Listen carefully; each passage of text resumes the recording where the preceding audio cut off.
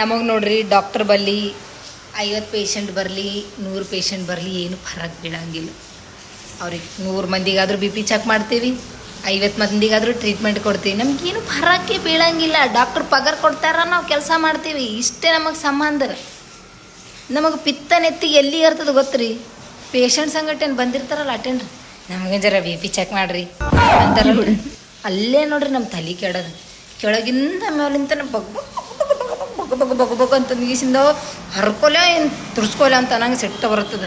ಅಂದ್ರೆ ಅವ್ರಿಗೆ ನಾವು ಕಂಟ್ರೋಲ್ ಮಾಡ್ತೀವಿ.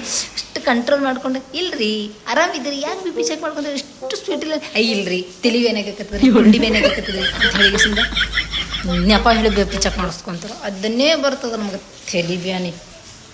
ಆದರೂ ಏನು ಮಾಡ್ತೀರಿ, ನಾವು ಸ್ಟಾಫ್ಗಳು ಕಂಟ್ರೋಲ್ ಮಾಡ್ಕೊತೀವಿ. ಏಕೆಂದ್ರೆ ಈ ಫೀಲ್ಡಿಗೆ ಬಂದಮೇಲೆ ನಾವು ಫಸ್ಟ್ ಕಲೆದೇ